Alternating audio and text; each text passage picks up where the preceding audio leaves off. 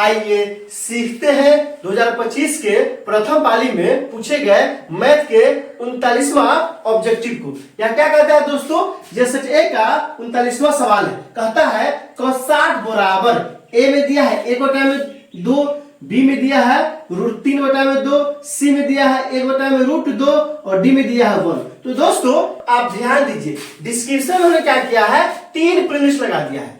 पहला प्लेलिस्ट है 2025 के प्रथम पाली में पूछे गए मैथ के सवालों का है। दूसरा प्लेलिस्ट है 2025 में बिहार बोर्ड द्वारा जारी मैथ के मॉडल सीट का है।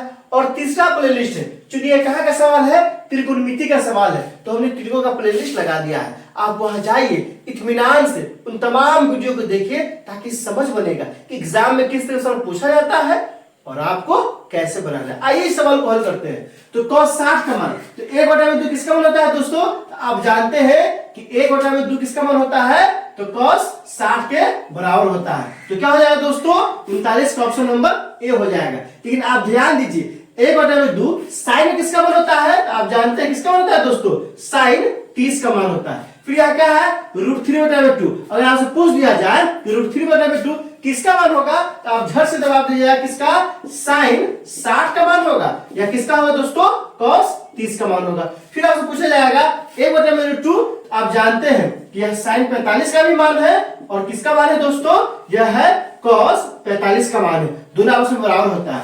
और 1 किसका एक मान है, आपकी ये होमवर्क है। एक किसका मान है, sign, cos, tan, cot, sec, cosec, ये 6 में है ना। एक किसका मान होता है, जैसे एक होता है कितना, साइन 90 का मान होता है। किसका मान होता है दोस्तों, साइन 90 का।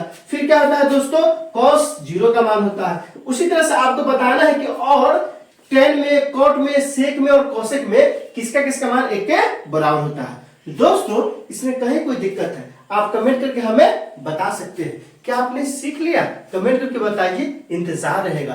वीडियो अच्छी लगी तो लाइक कीजिए, मेरे चैनल को सब्सक्राइब कीजिए, ज्यादा से ज्यादा शेयर कीजिए। बहुत बहुत शुक्रिया।